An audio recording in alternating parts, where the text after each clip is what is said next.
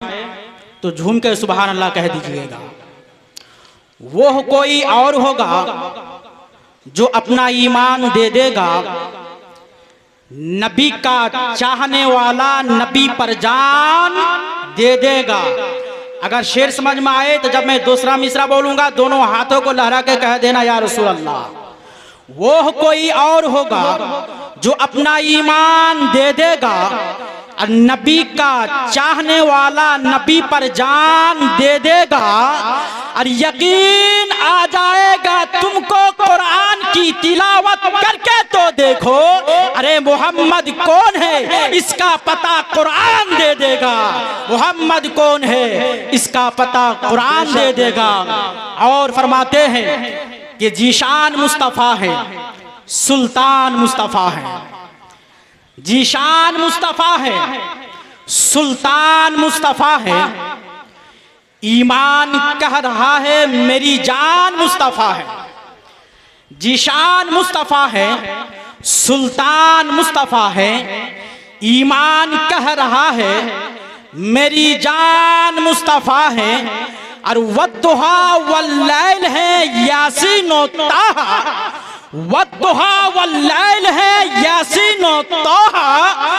और सूरत बता रही है कुरान मुस्तफ़ा है, सूरत बता रही है कुरान मुस्तफ़ा है।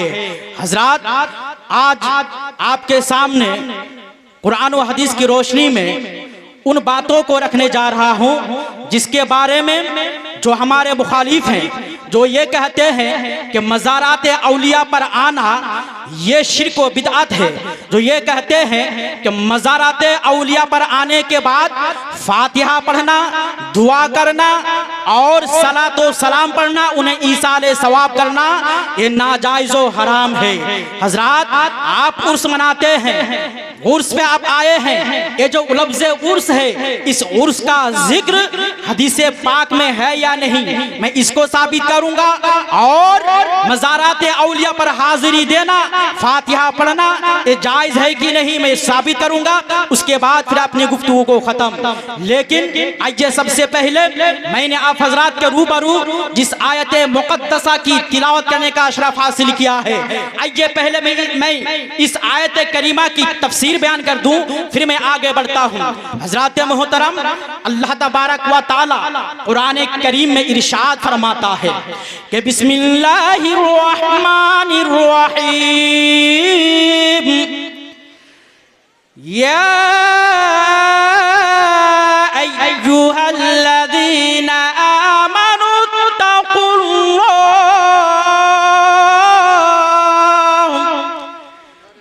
वकूनू मअस-सादिक़ीन। मचल के बोल दो सुभान अल्लाह। रब इरशाद फरमाता है, ऐ ईमान वालो अल्लाह से डरो और सच्चों के साथ हो जाओ। मचल के बोलो सुभान अल्लाह। सुभान अल्लाह ने क्या फरमाया? ऐ ईमान वालो अल्लाह से डरो और सच्चों के साथ हो जाओ। मेरे प्यारे दोस्तों, जरा सा तवज्जो से सुनो। इस आयत मुक़द्दसा में अल्लाह तबारक व ताला ने डरने के लिए किसी यहूदी से नहीं फरमाया, किसी नसरानी से नहीं फरमाया, किसी बेदीन से नहीं फरमाया, किसी कुफ्फार व मुशरिक से नहीं फरमाया, बल्कि रब फरमा रहा है अपने ईमान वाले बंदों से।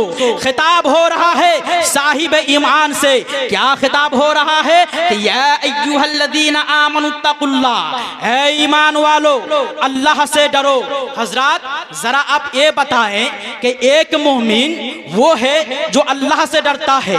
एक मोमिन है वो अल्लाह से डरेगा तो वो नमाज भी पढ़ेगा, अल्लाह से डरेगा तो वो रोजा भी रखेगा, अल्लाह से डरेगा तो वो ज़कात भी देगा, अल्लाह से डरेगा तो वो हज भी करेगा, अल्लाह से डरेगा तो वो अमाले साले भी करेगा, अल्लाह से डरेगा तो वो शराब नहीं पिएगा, अल्लाह से डरेगा तो जुआ नहीं नहीं खेलेगा, अल्लाह से डरेगा तो वह खुदा को राजी करेगा।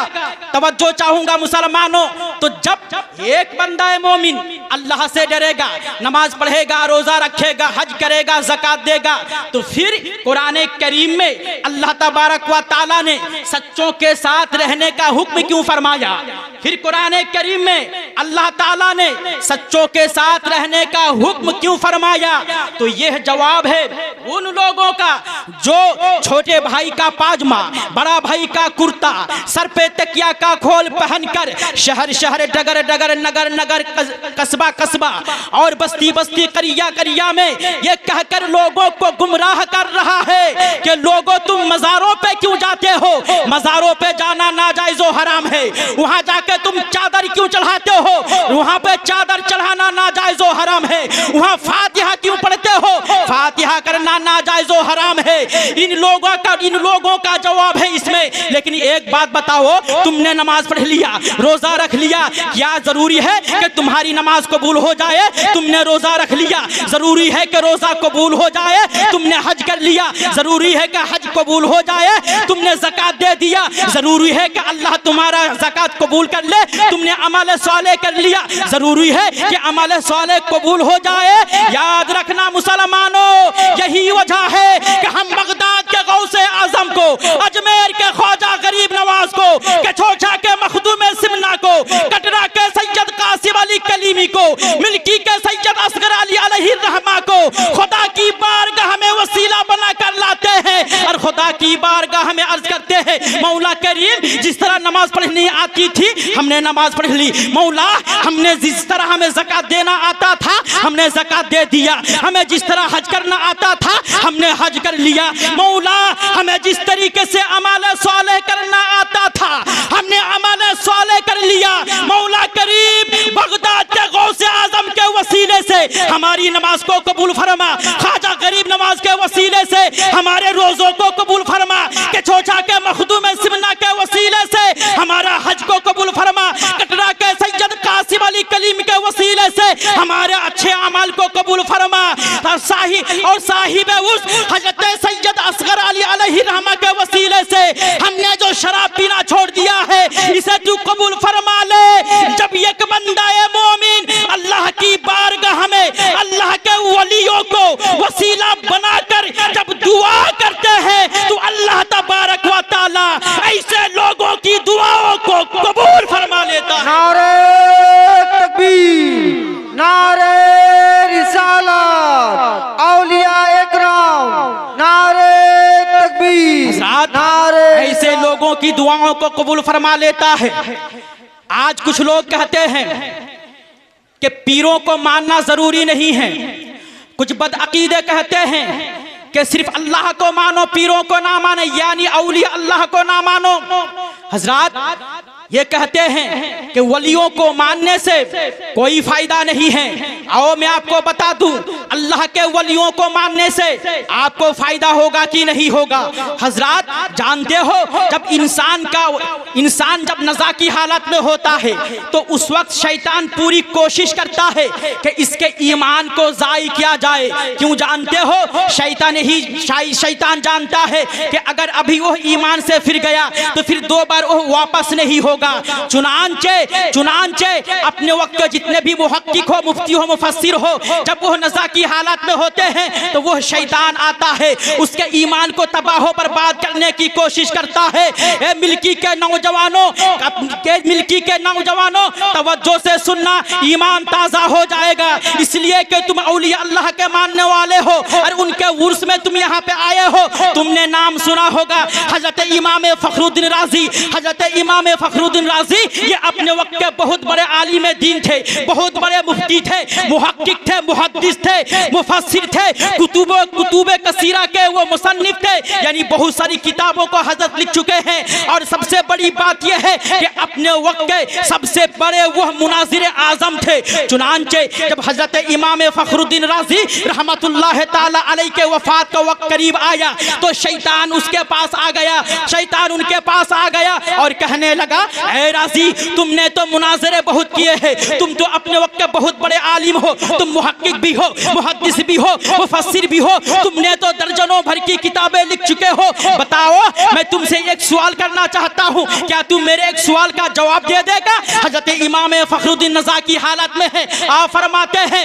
पूछो वो सवाल किया है, पूछो वो सवाल किया है। वो शैतान कहने लगा कि तुमने तो उम्र भर मुनाजरे किए और हर मुनाजरा को तूने जीत भी लिया। बताओ, क्या तुमने खुदा को पहचाना है? हजरत इमाम फखरुद्दीन राजी फरमाते हैं हाँ हाँ बेशक खुदा एक है, मैंने खुदा को पहचाना है कि खुदा एक है। शैतान ने कहा कि आपने दावा किया है कि खुदा एक है, इस पर दलील किया है, इसलिए कि दावा के लिए दलील का होना जरूरी है। इसका सबूत किया है कि खुदा एक है। चुनांचे हजरत इमाम फखरुद्दीन राजी खुदा के एक होने पर दलील पेश करते हैं। उस मरदूद ने उस दलील को रद्द कर दिया। क्यों? इसलिए कि शैतान यह मुअल्लिमुल मलाकुत रह चुका था, वो फरिश्तों का टीचर रह चुका था, उसके पास भी बहुत ज्यादा इल्म था।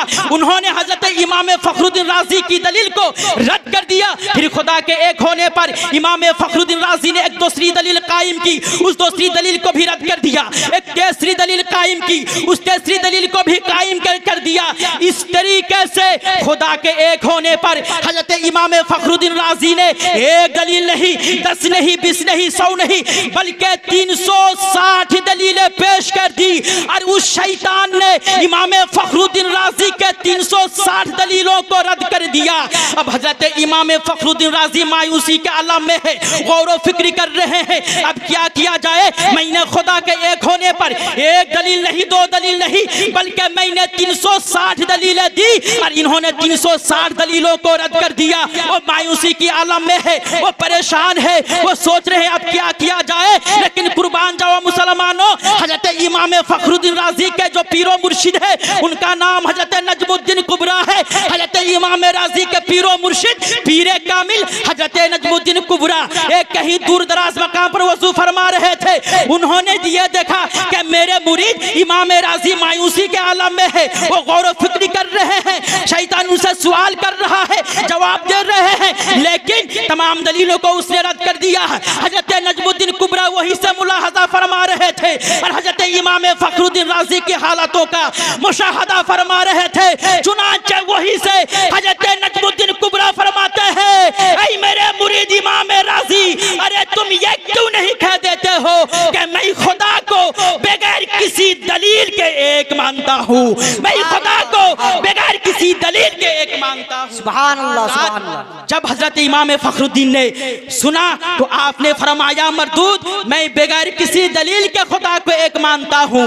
क्या समझा आपने इससे ये समझ में आया कि हजरत इमाम फखरुद्दीन राजी के ईमान को ज़ाय करना चाहा शैतान ने, लेकिन उनके पीरो मुर्शिद हजरत नजमुद्दीन कुबरा ने उनके ईमान को और उनके तकवे को बचा लिया, उनके ईमान और तकवे की हिफाजत फरमा लिया।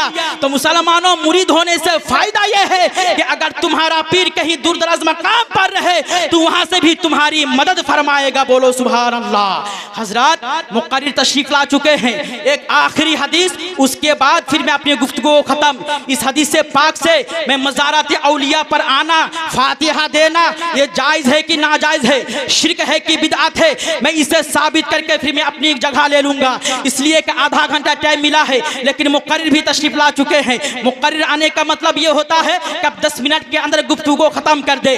हजरत आइए मैं आपको एक बता दूं, हदीस पाक में आया है, हदीस पाक में आया है और मज़ारात औलिया पर और फातिहा पढ़ने के सिलसिले में और उसके सिलसिले में बुखारी में, तिरमिजी में, सुनाने अबू दाऊद में, इब्ने माजा में हदीस पाक मौजूद है। मैं एक किताब का मैं हवाला देता हूँ, जिस किताब का नाम है जामे उत तिरमिजी। ये सियाह सित्ता की किताब है, जामे उत तिरमिजी। हजरत इस तिरमिजी शरीफ में एक हदीस पाक है, जिस हदीस पाक के रावी हजरत अबू हुरैरा रदियल्लाहु ताला अन्हु है। इस हदीस पाक के आखिरी रावी है, सहाबी रसूल है। सहाबी किसे कहते हैं? सहाबी उसे कहते हैं जिसने ईमान की हालत में नबी का दीदार किया हो और ईमान ही की हालत में इस रूए जमीन से रुखसात हुआ हो उसे कहते हैं सहाबी। ईमान ही की हालत में खुद नबी का दीदार किया, ईमान ही की हालत में इस दुनिया से रुखसत फरमाया, उसे कहते हैं सहाबी। जानते हो अबू जहल ने भी नबी को देखा है, अबू लहब ने भी नबी को देखा है, लेकिन अबू जहल नबी सहाबी नहीं हो पाया, अबू लहब सहाबी ना हो सका। क्यों जानते हो? इसलिए कि अबू जहल और अबू लहब ने जब नबी को देखा तो उसने कुफ्र की तारीकी में नबी को देखा, इसलिए वो सहाबी ना हो सका। और सिद्दीक़ अकबर ने, उमर फारूक ने, मौलाए कायनात ने और दिगर सहाबा ने ईमान की रोशनी में नबी का दीदार किया तो वो सहाबी रसूल बन गए। हजरत अबू हुरैरा इस हदीस पाक के आखिरी रावी है, वो फरमाते हैं कि एक दिन, तवज्जो से सुनना, अगर कोई बदअकीदा कहे कि मज़ारों पे जाना नाजायज़ है, शिर्क है, बिदअत है, तो तुम्हें दलील याद रहे या ना रहे, लेकिन इतनी बात याद रख लेना कि हमने अपने उलमा से सुना है कि नहीं जायज़ है। हजरत किताब का नाम क्या बताया? जामे उत-तिरमिज़ी। रावी कौन है? हजरत अबू हुरैरा। यह हदीस पाक है। फरमाते हैं कि एक दिन नबी ने सारे सहाबा को एक जगह इकट्ठा किया, जमा किया। जब सारे जहां एक जगह में तमाम सहाबा को इकट्ठा किया तो हजरत अबू हुरैरा ने नबी की बारगाह में अर्ज की, या रसूल अल्लाह, या हबीब अल्लाह, मेरे माँ बाप आप पर कुर्बान, कि लिमादा जमाअता, कि आपने सारे सहाबा को जमा क्यों फरमाया, इकट्ठा क्यों फरमाया? जब सहाबी रसूल ने नबी की बारगाह में अर्ज की तो सुनो क्या जवाब फरमाया नबी ने। आका फरमाते हैं, हो मेरे सहाबा, क्या तुझे याद नहीं है कि 1 साल हो गया है मेरे चचा जान की शहादत को? क्या फरमाया? क्या तुम्हें याद नहीं है कि मेरे चचा जान जो शहीद हुए हैं वुहद में, उनका 1 साल हो गया है? फिर सहाबी अर्ज करते हैं, या रसूल अल्लाह, या हबीब अल्लाह, 1 साल हो गया तो क्या करना होगा? क्या सवाल किए? या रसूल अल्लाह, जब शहीद हो गए और शहीद होना 1 साल हो गया तो फिर हमें क्या करना है? नबी फरमाते हैं, इंतलिकू इलल मकान, अरे चलो कब्रिस्तान वुहद की तरफ चलो। जब नबी ने फरमाया तो सहाबाए किराम का एक जुलूस निकला, सहाबाए किराम का एक जुलूस निकला। किनके साथ? नबी के साथ सहाबाए किराम का एक जुलूस निकला। अब यहीं पे मैं अपनी बात को रोककर एक बात बता दूं, आज हम जो जुलूसे मोहम्मदी करते हैं, कुछ बदअकीदे कहते हैं कि जुलूसी मोहम्मदी करना ये शिर्क है, ये बिदअत है। याद रखना मुसलमानों, जुलूसे मोहम्मदी करना ये शिर्क व बिदअत नहीं है, नाजायज व हराम नहीं है, बल्कि जुलूसे मोहम्मदी निकालना ये सहाबाए किराम की सुन्नत मुबारक है। बोलो सुभान अल्लाह। बेशक सहाबा की किया है, सुन्नत है। जब नबी ने फरमाया, वो मेरे सहाबा चलो उहद पहाड़ की तरफ चलो, तो तमाम सहाबा जुलूस बनाकर निकले। ऐसा जुलूस कि ऐसा जुलूस चश्मे फलक ने भी नहीं देखा, जिनकी क़यादत मुस्तफ़ा जाने रहमत फरमा रहे हैं। बोलो सुभान अल्लाह। मालूम ये हुआ, अगर कोई जुलूसे मोहम्मद की क़यादत करता है, जुलूसे मोहम्मद की सरपरस्ती करता है, तो क़यादत करना और सरपरस्ती करना ये नबी मुस्तफ़ा की सुन्नत है। बोलो सुभान अल्लाह। और ये कहां से साबित है? हदीस पाक से। और ये किस किताब की हदीस है? जामे उत-तिरमिज़ी की। जामे उत-तिरमिज़ी को अहले हदीस भी मानता है, देवबंदी भी मानता है, अहले कुरान भी मानता है, इस किताब को हर कोई मानता है। उसमें है, आगे बढ़ते हैं, जब सहाबाए किराम का जुलूस निकला, नबी आगे आगे है, नबी आगे आगे है, सहाबाए किराम पीछे पीछे है। जो ही नबी चलते चलते वो पहाड़ पर जो ही कदम रखा तो आपने सलाम किया, अस्सलामु अलैकुम या अहलल कुबूर। बोलो सुभान अल्लाह। किसने सलाम किया? आका करीम ने सलाम किया, अस्सलामु अलैकुम या अहलल कुबूर, कि तुम पर सलामती हो ऐ कब्र वालों, तुम पर सलामती हो ऐ कब्र वालों, यहाँ पे एक बात और ध्यान में रखो, इसका तर्जमा ये ना करना कि तुम पर सलामती हो ऐ मुर्दों।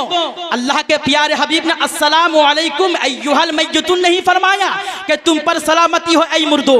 नबी क्या कहा फरमा रहे हैं, अस्सलामु अलैकुम या अहलल कुबूर, कि तुम पर सलामती हो ऐ कब्र वालों। यानी जो कब्र में लेटे हुए हैं उन्हें नबी सलाम कर रहे हैं। सुभान अल्लाह सुभान अल्लाह। सलाम करने वाला कौन है? नबी रहमत है। किनको सलाम कर रहे हैं? अपने गुलाम को सलाम कर रहे हैं। बताओ सलाम जिंदों को किया जाता है या मुर्दों को किया जाता है? आपका यही जवाब होगा, सलाम मुर्दों को नहीं किया जाता, जिंदों को किया जाता है। तो नबी उहद पहाड़ पे गए, यानी उहद के कब्रिस्तान में गए, जाने के बाद आपने सलाम किया, अस्सलामु अलैकुम या अहलल कुबूर। जब नबी ने सलाम किया अपने गुलामों को, उनके गुलाम सलाम सुन भी रहे हैं, जवाब भी दे रहे हैं। वो एक अलग बात है कि हम सुन नहीं पा रहे हैं। क्या समझा आपने? समझ में आया कि नबी का कब्र वालों को सलाम करना, फिर कब्र वालों को जवाब देना, इस बात की दलील है कि कब्र में नबी के गुलाम जिंदा है। अब बात को कैच करो, जब कब्र में नबी का गुलाम जिंदा है तो हमारे नबी तो बदरजा औला रौज़ाए मुबारका में जिंदा है, और वहीं से हमें देख रहे हैं, हमारी हालतों का मुशाहदा फरमा रहे हैं। बोलो सुभान। नारे तकबीर, नारे रिसालत, नारे हैदरी। हज़रात बहुत तेजी के साथ खत्म कर रहा हूँ हदीस पाक। जब नबी ने सलाम किया, मालूम यह हुआ कि कब्र में जो मज़ारों पे जो औलिया किराम आराम फरमा है वह मुर्दा नहीं है बल्कि जिंदा है। हम उर्स कर रहे हैं, सैयद असगर अली रहमा हमें देख रहे हैं। एक आखिरी बात और बता दूं, बताओ सलाम कौन कर रहे हैं? नबी कर रहे हैं। किनको सलाम कर रहे हैं? अपने गुलामों को सलाम कर रहे हैं। हदीस पाक में भी है कि जब कोई कब्र में जाकर सलाम करते हैं तो वह मुर्दे सुनते भी हैं और जवाब भी देते हैं। अब बताओ मुसलमानों, जब कब्र में बातों को कैच करना, बात समझ में आए तो सुभान अल्लाह कह देना। जब कब्र में एक नबी का गुलाम सुन सकता है और जवाब दे सकता है, तो हम जिस नबी की उम्मती है वो नबी पर जब हम दुरूद और सलाम पढ़ते हैं तो वो नबी भी अपने मदीना मुनव्वरा में आराम फरमा कर हमारे सलाम को सुन रहे हैं और वहीं से जवाब भी दे रहे हैं। बोलो सुभान अल्लाह। बात समझ में आ रही है? आ रही है तो मचल के बोल दो सुभान अल्लाह। और सुनो मुसलमानों, हदीस खत्म होने वाली है। जब नबी ने सलाम किया, सलाम करने के बाद नबी ने फातिहा पढ़ा। हदीस पाक का लफ्ज है काना यतहर्रक लिसानुहु, कि उनकी जबान हिल रही थी। किनकी जबान? नबी की जबान हिल रही थी। मुहद्दिसीन इकराम फरमाते हैं कि जाहिर सी बात है, जब हुजूर की जबान हिल रही थी तो वह कुरान की तिलावत ही कर रहे थे। फिर नबी ने क्या किया? नबी ने एक मेंबर लगवाया, फिर नबी ने खुतबा दिया। बताओ तुम्हारे कब्रिस्तान में मेंबर है मेंबर? नहीं है। पूरी दुनिया के किसी कब्रिस्तान में मेंबर है? मेंबर नहीं है। तो जाहिर सी बात है, जो कब्रिस्तान वहद है वहां पे भी मेंबर नहीं था, बल्कि नबी ने मेंबर का एहतमाम कहां से करवाया? सहाबा किराम के जरिए। कहां से? मदीना मुनव्वरा से। अब एक आखिरी बात बता दूं, अगर दिल में बात उतर आए मचल के सुभान अल्लाह कह देना, मचल के सुभान अल्लाह कह देना। मेंबर नहीं था। कहां पे? कब्रिस्तान वहद में नबी ने सहाबा किराम के जरिए मदीना मुनव्वरा से मेंबर का एहतमाम करवाया। अब सुनो, इसी एहतमाम करने का नाम उर्स है। बोलो सुभान अल्लाह। इसी एहतमाम करने का नाम उर्स है। क्यों जानते हो? इसलिए कि नबी ने जो किया वही तो हम कह कर रहे हैं। अरे जब हम मज़ारत औलिया पर आते हैं सबसे पहले साहिब मज़ार को सलाम करते हैं जो नबी ने किया, फिर हम कुरान की तिलावत करते हैं जो नबी ने किया, फिर हम फातिहा पढ़ते हैं जो नबी ने किया, हम औराद व वज़ाइफ पढ़ते हैं जो नबी ने किया, हम हाथ उठाकर दुआ करते हैं जो नबी ने किया, अरे हम सलातो सलाम पढ़ते हैं जो नबी ने किया।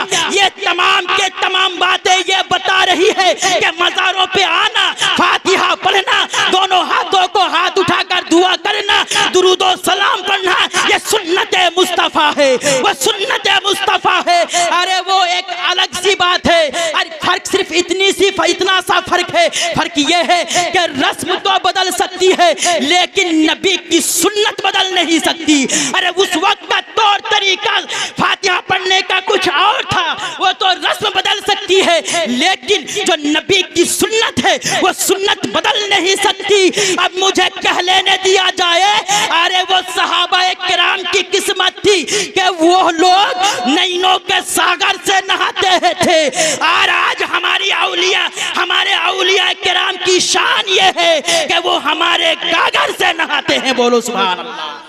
ये औलिया किराम की शान है, वो हमारी गागर से नहाते हैं। हजरत मोहतरम, इस हदीस से ये समझ में आया कि मज़ारात औलिया पर आना, फिर कुरान की तिलावत करना, फिर खुतबा देना, तकरीर करना, ये सब के सब किया है सुन्नत मुस्तफ़ा है। ये कोई शिर्क व बिदअत नहीं है। याद रखना, अगर कोई डगर डगर नगर नगर कस्बा कस्बा अगर घूमते हुए अगर तुमको गुमराह करने की कोशिश करे तो उसे ये कह देना, अरे नबी की हदीस से पाक है कि याती कबूर शुहदाए बेवुहद अला रासे फी कुल्ल सना, के नबी हर साल के आखिर में वो वुहद पहाड़ पर कब्रिस्तान में आते थे और नबी जियारत फरमाते थे। बोलो सुभान अल्लाह। नबी का वुहद पहाड़ पे आना, वुहद पहाड़ पे आना और कब्रिस्तान वुहद में फातिहा पढ़ना, ये इस बात पर दाल है कि मज़ारों पे जाकर, कब्रिस्तानों पे जाकर जियारत करना ये सुन्नत मुस्तफ़ा है। और ये सिर्फ नबी ने ही नहीं बल्कि सहाबा ने भी ऐसा किया है, ताबईन ने भी ऐसा किया है, तबे ताबईन ने भी ऐसा किया है, अइम्माए मुज्तहिदीन ने भी ऐसा किया है, उलमाए मुताखिरीन ने भी ऐसा किया है, उलमाए मुतक़द्दिमीन ने भी ऐसा किया है। याद रखना, अगर मज़ारों पे जाकर अगर फातिहा पढ़ना अगर शिर्क व बिदअत हो जाए तो इस रूए ज़मीन में कोई भी इंसान मुसलमान नहीं बचेगा बल्कि सब काफिर हो जाएगा। अगर तुम फातिहा पढ़ना मज़ारों पे आकर तुम शिर्क व बिदअत का फतवा लगाओगे तो बताओ तुम अइम्माए मुज्तहिदीन पर क्या फतवा लगाओगे, तुम तबे ताबईन पर क्या फतवा लगाओगे, तुम ताबईन पर क्या फतवा लगाओगे, तुम सहाबा पर क्या फतवा लगाओगे, तुम मेरे आका पर क्या फतवा लगाओगे? तुम फतवा नहीं लगा सकते। इसलिए अगर तुम नबी ने जो वुहद पहाड़ में यानी कब्रिस्तान वुहद पे जाकर जो फातिहा पढ़ा, अगर उस हदीस से पाक को मानते हो और उसको तुम अगर जायज बताते हो तो मज़ारत औलिया पर हाजिरी देना, फातिहा पढ़ना, इसे भी तुम्हें जायज कहना पड़ेगा। और अगर तुम नाजायज कहोगे तो तुम्हारे कहने पे, तुम्हारे बहकावे पे नहीं आएगा। अरे बहकाएगा वही जिस पर अल्लाह का खास फजलो करम नहीं होता है, लेकिन जिस पर अल्लाह का खास फजलो करम होगा वो कभी भी बहकेगा नहीं। हजरत उर्स किसे कहते हैं? टाइम बहुत कम है, बस मैं यहीं से अपने गुफ्तगू खत्म कर रहा हूँ। वमा अलैना इल्लल बलाग।